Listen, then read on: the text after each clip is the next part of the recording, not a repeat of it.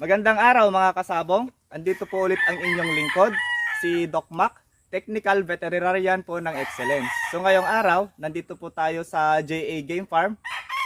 Kasama po natin si Kuya Carl Cortina, ang kanilang farm manager, at si Kuya Jerry naman, ang kanilang assistant farm manager. So ngayong araw, tatanungin natin sila kung paano yung diskarte nila sa pagpa-priming ng manok kasi ongoing na po or nag-i-start na po yung breeding season. So, Kuya Carl, pwede mo bang ikwento sa amin kung paano yung diskarte nyo sa priming? Ang una, nag-bacterial flushing kami ng Amtil for 3 days. Then, meron pa kasing isang ginagawa, yung 10 days na pagbigay ng Liberator. Parang ang ano namin kasi dito, parang yung pang breeding materials namin, parang kinokondisyon na namin as panglaban na rin. So, todo-todo na yung pagbigay sa kanila ng mga vitamins, lahat. So, ang una talaga, yun nga, yung bacteria flushing, then sa amin Liberator for 10 days.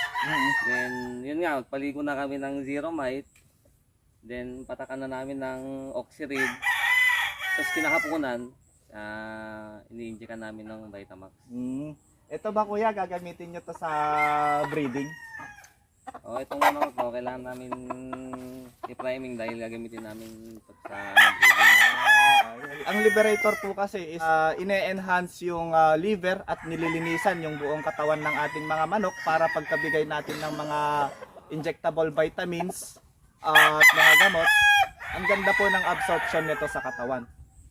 So, Kuya Carl, after po ng iyong pagpapaligo, pagpupurga at bacterial flushing, nagbibigay ka pa po ba ng mga ibang vitamins at supplement dito sa ating mga manok?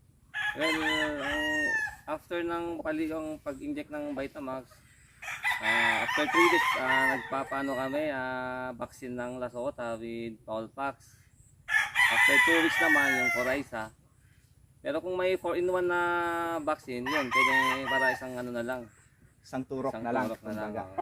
Pagka nagbabaksin kayo kuya, may binibigay ba kayong suplemento or vitamins para mas maganda yung binibigay nating bakuna dun sa ating mga manok? Yes, Doc. Yung ginagamit namin yung Excelite na Excellent. Yun, the best talaga yun kasi may vitamin C yun eh. And then after ng vaccination mo kuya, tapos na lahat, nakasalang na yung mga manok mo. So ano yung binibigay mong suplemento naman para mapaganda yung pangingitlog, ma-maintain yung katawan ng manok, mapataas yung fertility at saka hatchability ng ating mga itlog?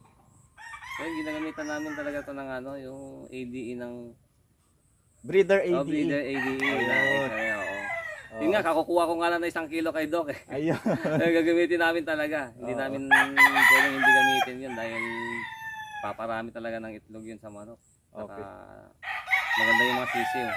Okay. So mga kasabong, yung ating pagpapaitlog, meron lang pong season yan para during banding season, hindi po mahulugan ng primary feeders yung ating mga manok. Tulad po ni na Kuya Carl dito sa JA Game Farm, pagka nagbe-breed po sila, pagka early bird po, October to November born.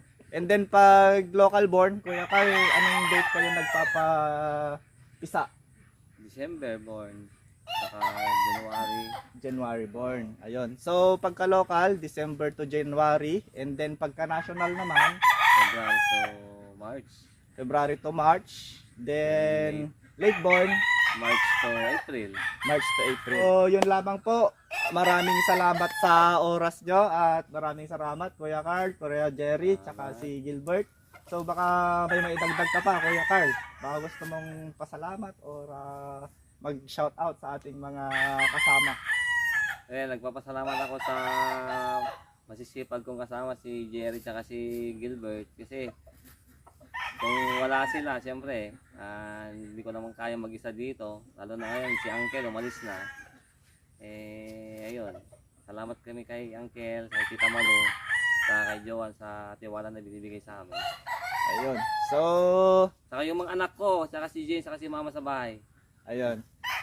So maraming salamat po sa pagtitiwala nyo sa amin sa Excellence, Ma'am Joanne, Kuya Carl, Kuya Jerry, tsaka kay Boss Opel na lagi po namin kasama dito sa farm. So ngayon, nasa abroad na po ulit siya. Ingat po lagi kayo dyan. So thank you po at magandang araw po sa ating lahat.